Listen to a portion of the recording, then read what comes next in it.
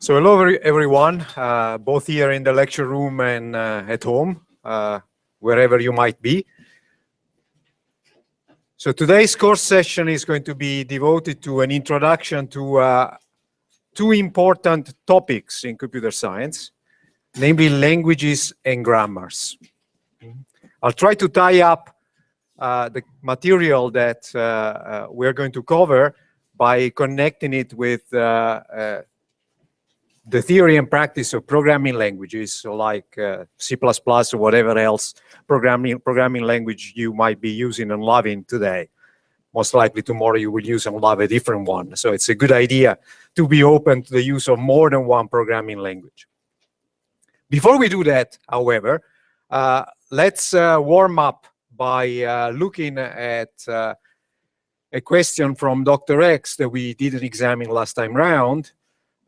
This will serve also not only as a warm-up exercise for our neurons, but also as a little bit of practice on the type of things that you will be doing in the exercise sessions that start from today for the HMV students and from tomorrow for some of you, because finally we have TAs.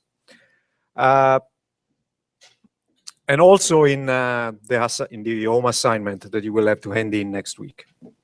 Okay, there are several questions here. One of them we addressed last time round. One of them is actually part of the home assignment, so we're not going to solve it today for everyone. You'll solve it at your leisure later on. But let's look at the last one. The last one has got to do with defining recursive functions over lists. Now, make no mistake, you will see lots of lists.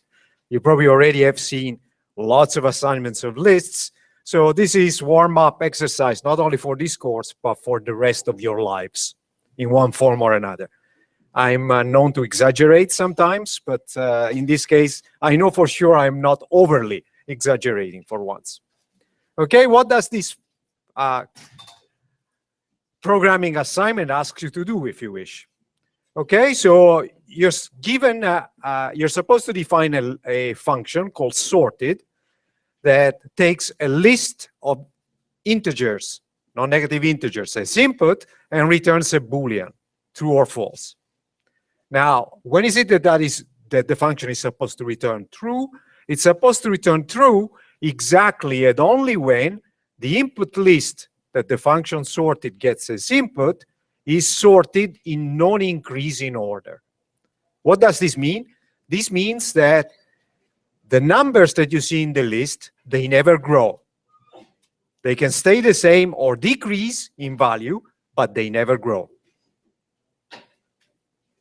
Okay, whenever you have to solve a programming assignment, and this is a programming assignment in disguise, where you're using some sort of pseudocode to write your recursive algorithms for solving this specific problem, the first thing you need to do is to understand what is it that you're supposed to solve. In fact, that's true for any exercise. So let's do it. We're going to do it in class. For those of you who are at home, now you pause the recording, assuming it's a recording. If it's live streaming that you're watching, you can, well, you can perhaps pause it as well. Take out your pens and write. Well, actually, first think and then write. Okay, so we are supposed to define a function, sorted, which takes a list of integers as input and returns a Boolean. And you're supposed to do this recursively. And remember, the answer should be true if and only if the function, the input list, is sorted in non-increasing order. So whenever you are supposed to define a function recursively, what is the first thing that you do? Define the base case. Define the base case. In which case? 0. Okay, so the list is empty. That's a base case. What should be returned in this case? It should be returned true. Absolutely. Your colleagues here are saying true. Why? because the empty list is sorted, in fact, in any order, trivially. There's nothing in it, so you cannot violate the sortedness property. Fantastic. What's next? Okay, so if the list is non-empty, it contains one or more element. Now, perhaps it's useful to consider a second base case in this case. Why? Because if a list contains only one element, is it sorted? Sure. It's sorted for any definition of sortedness. It's sorted in increasing, decreasing, non-increasing, non-decreasing. There's nothing that can go wrong. The sortedness property can only be violated if you have at least two elements. That's where things can go wrong. So,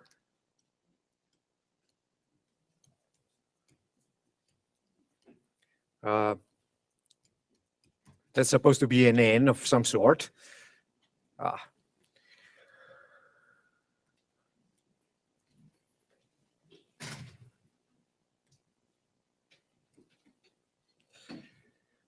Okay, so let's do it this way.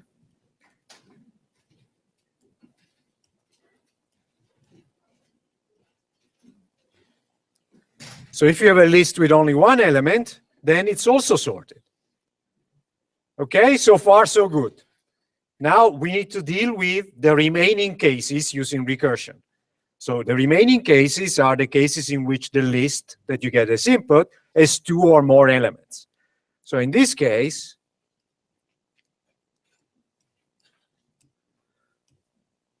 oh, I love this, but perhaps I'm taking too much space. So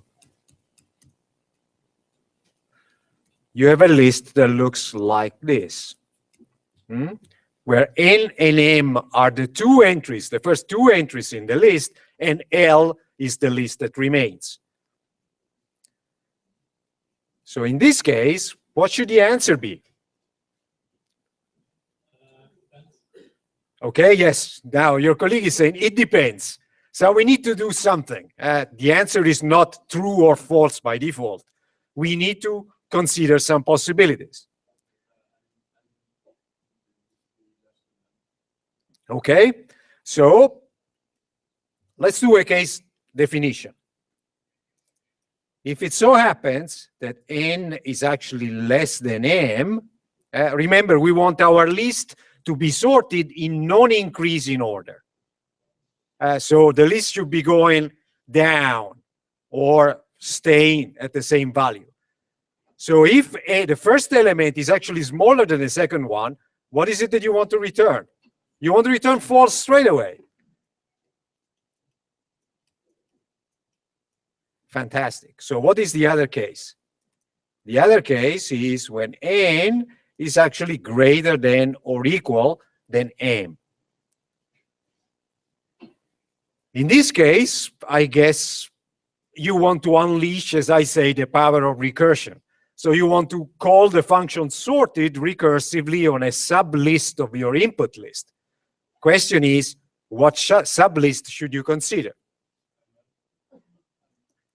Your colleagues out there are saying you call sorted on M followed by L. And this is absolutely right. Why is that? Well, we have compared the first two elements and everything went right. We didn't find anything wrong with that. So, absolutely. So your colleague here is saying, okay, so since we figured out that nothing was wrong at the beginning, now we need to figure out that nothing is wrong when we compare M with the rest of the list, and we keep doing that. So this is what we have. And your colleague is saying if everything works out, if everything is true, then we return true. At any point, if we find two consecutive elements, one next to the other, where the first element is bigger than the one that follows it, we return false straight away. And that's because of this clause that we put here. There is no point in continuing the recursion here. As soon as we find something which is wrong, we say not sorted.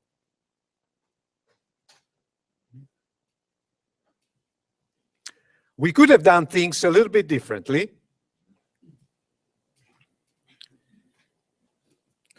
I could have written, this is the same as the result of this Boolean expression. I want n should be greater than or equal than m. Now that's a Boolean comparison. It returns either true or false. And sorted of ml.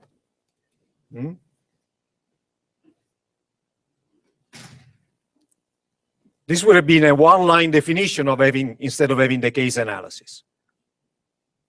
It would have been exactly the same. It would have returned exactly the same results. Now, why do you think perhaps this is better in some way, even though it returns exactly the same results?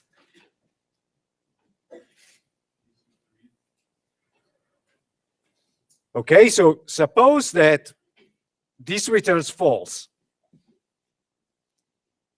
In this case, we would have called the recursion throughout the whole list. We would have examined the whole of the rest of the list, and then we would have figured out that the answer was false by evaluating the value of a large Boolean expression right at the end. So if the list was long 1,000,000 elements, we could have discovered already at the first comparison that something was wrong, but we actually did 1,000,000 recursing calls. Okay, it returns the right result, but as computer scientists, we are not only about getting the right results, we want to do that efficiently. So both definitions are right. One is more efficient than the other. Of course, in an exam situation, I will give you full points for both. In a real life situation, you want to be efficient. That's what computer science is also about. There is no point in being efficient and delivering the wrong answers. That's bad. Some people actually claim otherwise, but I don't believe it. You want the right answers. But right and efficient is the holy grail of computer scientists like you. Okay, any questions about this warm-up exercise? And of course, you will be warming up tomorrow and working on your home assignments. Practice makes perfect, it's true. Okay, if there are no questions, and there have been no questions so far, so let's look at the topic for today. Today, as I mentioned before, we are going to introduce two fundamental topics in computer science. And when I say fundamental, I really mean it. This is stuff that you work with every day. And they are two of the most important topics in computer science as a whole. Why are languages important? Well, to begin with, in computer science, we use languages to communicate with machines, with these ones. We use programming languages to encode algorithms that we want these machines to execute with us, for us. Why? Because they are good at it, much better than we are. In fact, they're getting much better than we are at most things these days, which is perhaps bad for a lot of people, but good for you guys. Moreover, we also use languages to communicate with one another, not just with machines. Because programming is not a lonely exercise. Whenever you have a big programming job to do, and make no mistake, this is the kind of stuff that you will be doing every day if you're not doing that already, there's more than one person doing that. Some of you guys might be working on part of a program. Some of the gals might be working on another part of the program. You want to communicate with one another, exchange information as to what the piece of code that they have written is doing so that you can use it without having to read it all. And that's an advantage because that piece of code might be several million lines of code. You don't want to read them all. All you care about is what they do. Well, there are languages for describing this, and they're called specification languages because they specify what the program does rather than how it does it. Of course, if you're really keen, you can read the whole implementation. So we use these languages not only to communicate with machines, to make them do stuff for us, but also to communicate between humans, developers, specifiers and developers. You name it, different members of a programming team. Now, like the natural languages that you use daily, like Icelandic, Italian, whatever language you want to use, computer languages have both a syntax and a semantics. Now, what is syntax? The syntax describes what are the syntactically correct, the legal programs that you can write. These are the programs that your compiler for your favorite language will accept without pointing out that there are missing semicolons, unmatched if-then else's, whatever. Those are the wrong ones, the syntactically correct ones. Now, syntax is one thing, but the programs that you write have a meaning. Now, what is the meaning? The meaning is what happens when you actually run them. That's the computation that the program carries out. Now, how are these things specified in computer science? And today we are going to focus, and actually in this course, we are only going to focus on the syntax part. Do you know? Have you ever seen the syntax of a programming language formally specified or specified in some way? Yes, to some extent. One of your colleagues said yes to some extent. How? Mostly by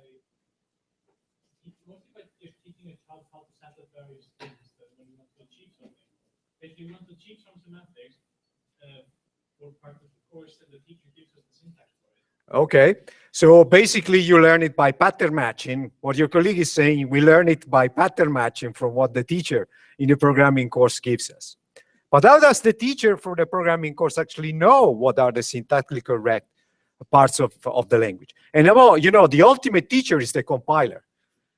The compiler is the guy who really knows what is syntactically correct and what isn't syntactically correct. And how does the compiler, that's actually a piece of code, know what is syntactically correct and what isn't? Well, there is somewhere a formal specification of the grammar for your language. And this formal specification for all the programming languages under the sky today, large parts of them, is given by using something like a BNF notation. Have you ever seen anything like that? It doesn't matter. You will see tons of these specifications, especially if you take the compiler course, and in fact, in many other courses. That's how you describe the syntax of a programming language, by means of something of this form. BNF stands for Backus-Naur form. John Backus was the guy who gave computer science Fortran, and he got the Turing Award for it, amongst other things. The Turing Award, by the way, is the Nobel Prize for computer science. Naur, Peter Naur, is a Dane who also got the Turing Award more recently for work that he did on the specification of a language called Algol 60, which is one of the most influential languages under the sky. In fact, he is also the guy who gave Danes the term that they use for computer science. Do you know what the Danish term for computer science is? Datalogy, which is the science of data. In many ways, it's a much better term than computer science because it's not the science of the computer, but it's the science of the data that the computer handles. In fact, in many other countries, Italy, France, the term for computer science is not computer science, but it's informatics, namely the science of information, which is really ultimately what matters about computation. Now, the important thing about this formalization of the syntax of a language is not so much what it looks like today, but rather what it buys us as computer scientists. You know, compiler design for many, many years was black magic. Literally black magic. Especially at the beginning, nobody knew how to approach this programming task. Today, we have a course at the university where you develop a compiler in a semester. Well, how has this happened from black magic to something that you can do in a semester, in a small group?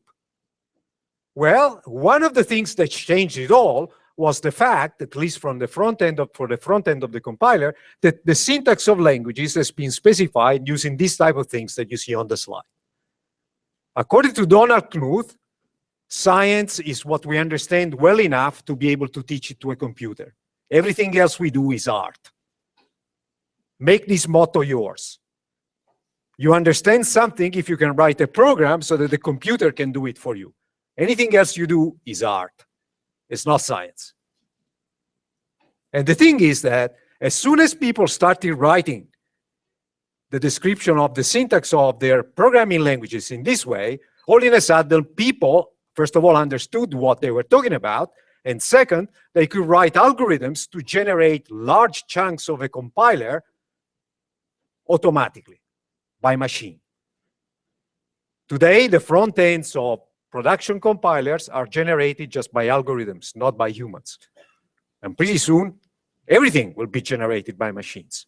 That's when we will turn compiler design into an art. Now, what kind of definition is this? In fact, it's a type of definition that you have already seen. In order to highlight the fact that this is this mambo jumbo here is something that you've already seen, let me rewrite it differently to make it look exactly what it is, namely a recursive definition of what it is, what it takes for a program to be syntactically correct for this toy language, Y language that I put down. Okay, so this is actually a recursive definition of a set of programs. And this set of programs is the set S. That's a syntactic category for statements, programs. What does this definition say? This definition says skip is a program, is a statement. Whatever it does is a different matter. That's semantics.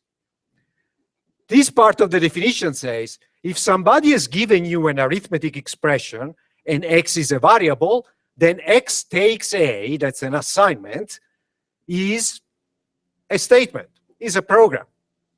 If somebody has constructed for you a program S1 and a program S2, then you can construct a longer program by taking the semicolon of the two, and so on. So this thing is actually a recursive definition of the collection of legal programs in a toy programming language. You know, I was not being particularly nasty by subjecting you to recursive definitions for 2 lectures. That's because you will see more of those. And in fact, you will see lots of those over the 3 years of your studies and in the rest of your life. If you don't, then something is wrong. You're not a computer scientist anymore. Which could be wrong, I mean. The thing is that once you have a recursive definition of the collection of legal programs, out of them, you can define recursive functions to do stuff with these programs. For instance, parsing. For instance, code generation. For instance, type inference. For instance, typing of different program fragments. All of these can be done recursively. And that's exactly the pattern that we followed so far. Are you motivated enough to learn about languages now? And the things that we use to generate languages? Fantastic. So let's answer three questions. First of all, what is a language? I've been talking about languages so far, but what are they? Second, what is a grammar? Third, given that I have a grammar in my hand, what kind of language does it define? And these are the 3 questions that we are going to answer today.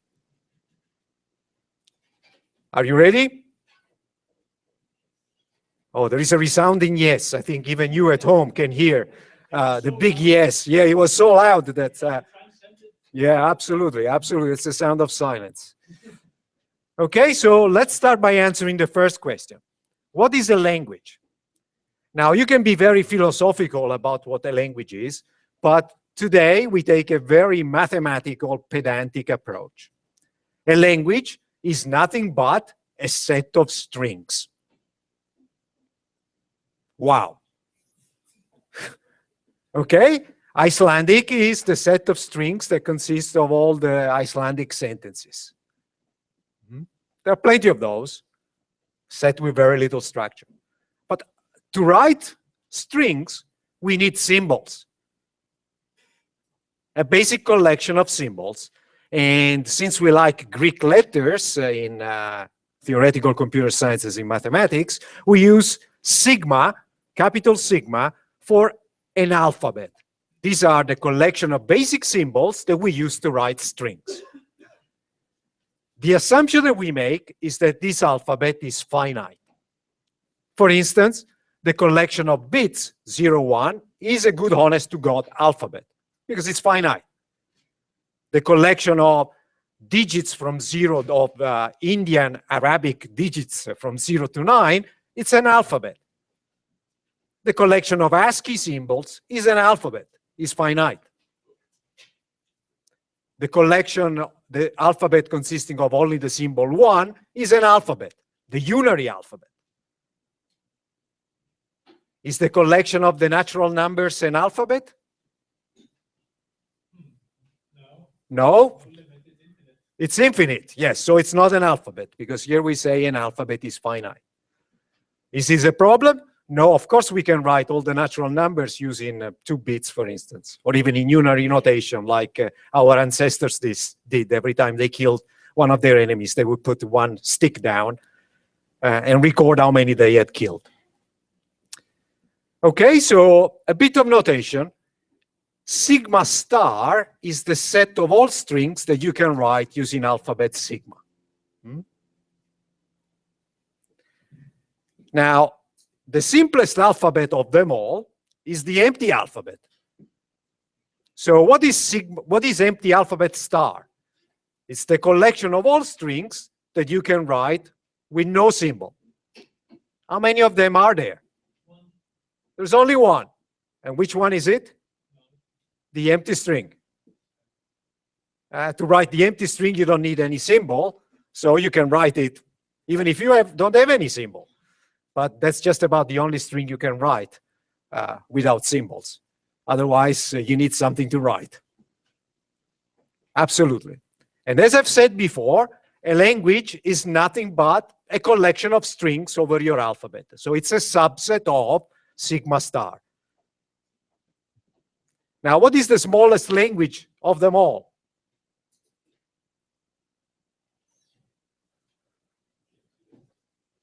One of your colleagues said the empty list, which is a morally right answer apart from the typing. It's the empty set.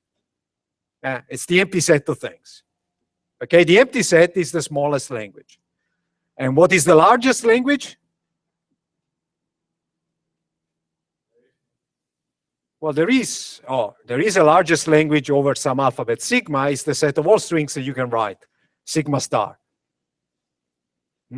So the language of all, the largest language that you can use, that you can build using bits, is just the set of all bit strings.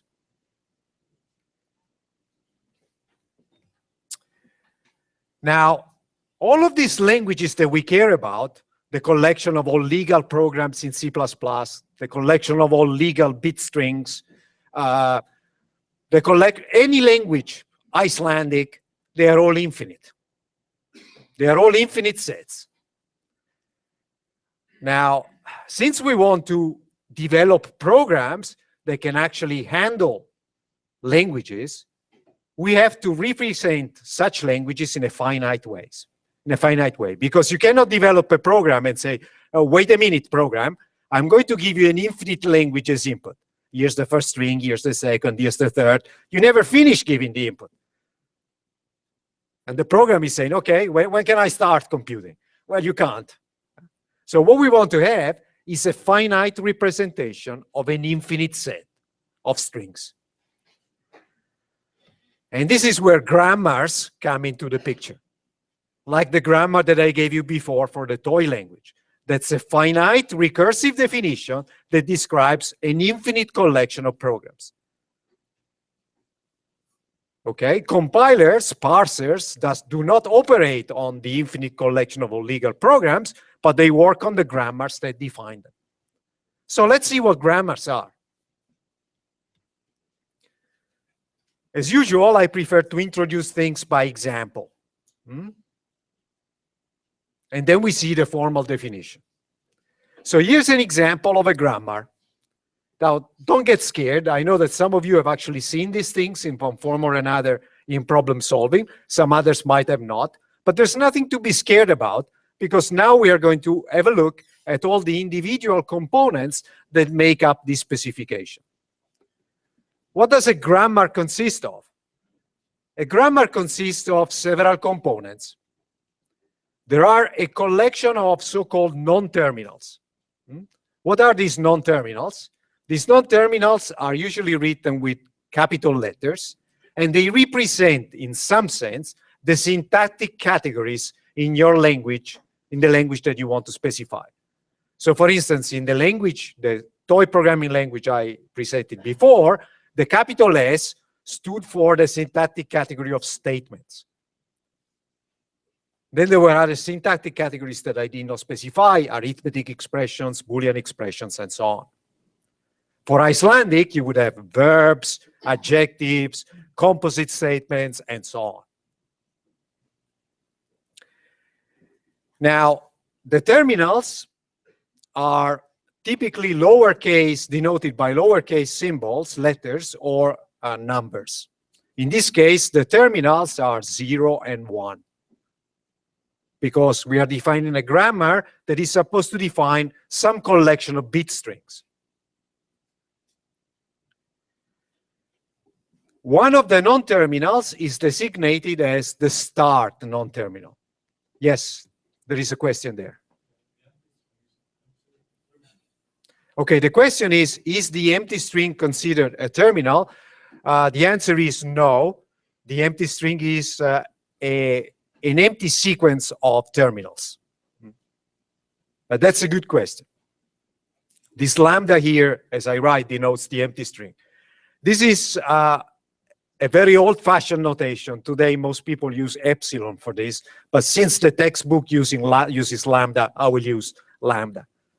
So if by any chance, sometimes I write epsilon, I mean lambda. The question is, why don't you just write the empty string? That's a bit ambiguous. So lambda stands for the empty string. It's a symbol to describe the empty string. I could just as well write nothing, but that's the done thing. We have symbols for everything in computer science. It's just a symbol that stands for the empty string. Absolutely. Okay, so far so good. But the core of a grammar is a so-called collection of productions. In this case, there are 4 productions. Productions are rewriting rules. They basically give you rules to say what is it that you can write instead of the left-hand side of the production. In the process of deriving a string, every time you see an S, you can replace it with 0 followed by capital A. Every time you see a capital A in the string that you've derived so far, you can rewrite it with any of the right-hand sides of a production that has an A on the left-hand side. Okay, so example, how we use this thing. I haven't written for a while and I'm dying to write. Okay, so here's the grammar.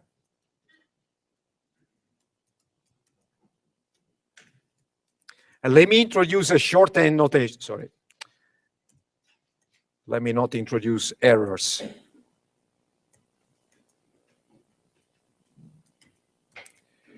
So this is a shorthand notation that sort of lumps together all of the productions that have the same left-hand side. Before I wrote 3 different ones for A. Now, what do we do with these productions? Okay, the goal of productions is that we use them from the start symbol to generate a string of terminals, and only of terminals. How does the game start? We start from the start symbol, and we want to use one of the productions that applies. How many of them are there? There's only one. We can only start from S and rewrite it as 0 followed by capital A. Now, I'm not trying to confuse you by writing a double arrow here instead of the single arrow. That's the notation that people use when they are doing derivations. That's what you will see in the textbook as well. Every time you apply a production, you're doing a derivation. And this is often written, well, always actually written with a double arrow. Okay, what next? Okay, now we have derived the string 0 followed by capital A. We are not done yet because the string that we have in our hands contains a non-terminal. Our aim, if you view this as a game, which it is, it's a game of deriving strings, and the goal of the game is to derive a string that only contains terminals. You want to get rid of the non-terminals. So we want to get rid of the A, or we want to continue by rewriting the A with something else. So what can we do? We can apply any of these three production here. Production 1, production 2, production 3. If we use production 3, we rewrite the A with the empty string, which means we remove the A. In this case, we generate the string 0. Remember, lambda stands for the empty string. So instead of A, you write nothing, which corresponds to erasing the A. But that's one thing I could have done. I could have used instead production 1. If I rewrite 0A using production 1, what do I get? I replace the A with 0A. So what is the new string that I get? 0A. And then I could continue with my derivation. If I rewrite instead 0A, I rewrite the A using the production that says you can rewrite A as 1A, I get 01A. And then I could continue with the derivation. The language that you can derive from this grammar is the collection of all the strings of terminals that you can obtain by playing this game as long as you want.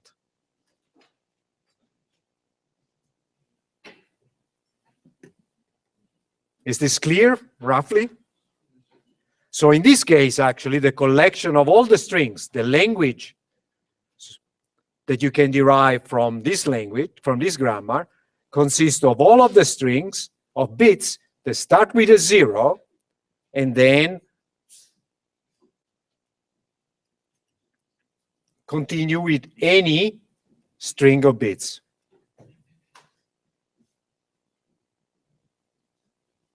Remember, 01 star is sigma star is the collection of all bit strings of finite length.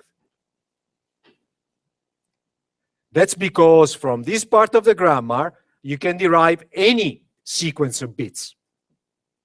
You can derive the empty one, and given any bit string, you can put a 0 or a 1 in front of it. So you can derive any bit string. W is any string. The question is, what does the W stand for? W, as it's written here, is any element of 01 star, which is the collection of all finite bit strings. Thanks for the question. Okay, this is simple. It's just a game of using these productions to generate strings. In fact, it's so simple that computers can do it very, very easily.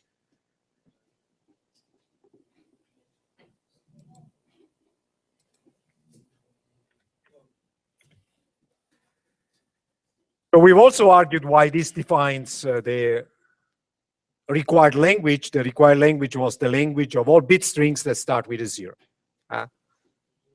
And I've also introduced the shorthand notation that you have here on the slide. Now, what is a grammar? So this is an example of a grammar. Now, what is a grammar? We need a formal definition. Don't get scared. It's a simple formal definition. But it's important to have a formal definition because we want to have algorithms that take as input grammars and do stuff with them.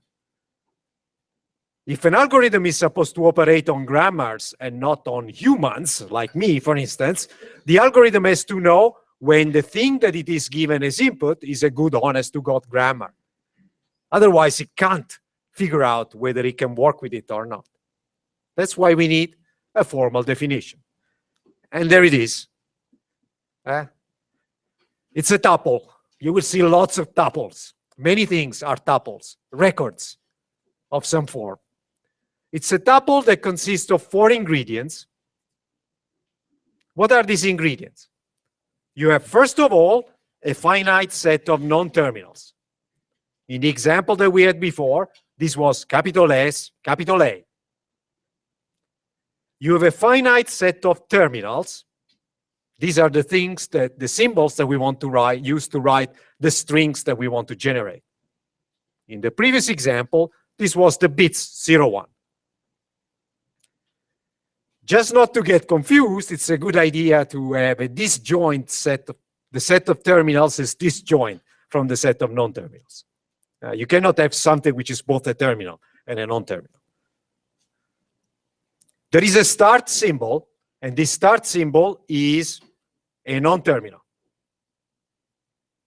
This is the symbol from which we start the game of deriving strings, like the S we had before. And there is a finite set of productions. Now, what kind of form do the production take? Productions relate to strings, Z0 and Z1, the left-hand side and the right-hand side of the production. Both these strings can contain both terminals and non-terminals. However, the thing on the left-hand side must always contain at least one non-terminal. Why?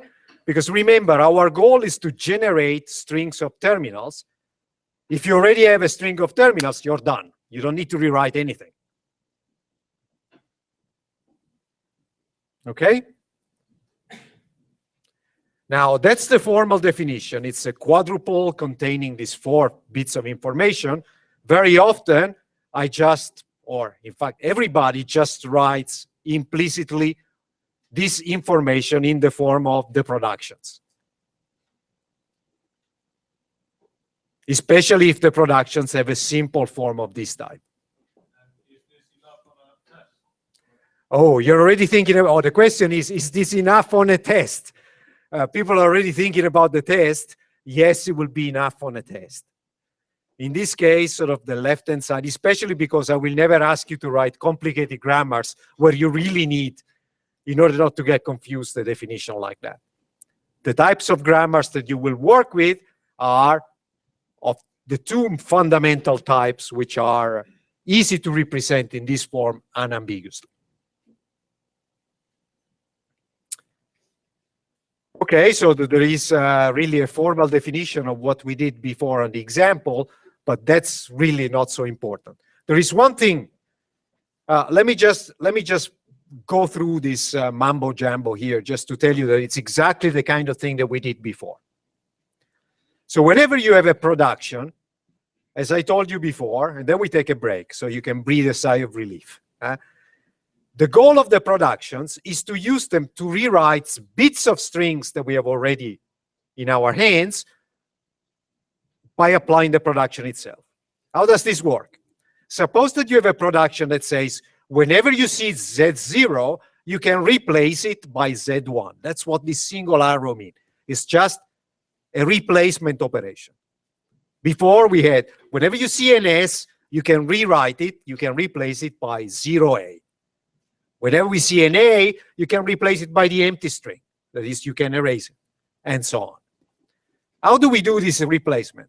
Well, suppose that you have a string that you've already derived, and that's some string L for left, an occurrent of Z0, and then some string R for right. Well, what you do is you take the Z0 and you rewrite it by Z1. So the string that you got afterwards is L, that you haven't touched, Z1, because there was a Z0 you wrote and Z1 instead. And then whatever followed at Z0 that you don't touch. Okay, so it's a local replacement.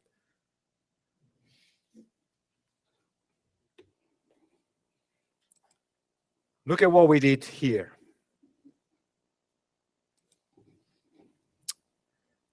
If I can find it.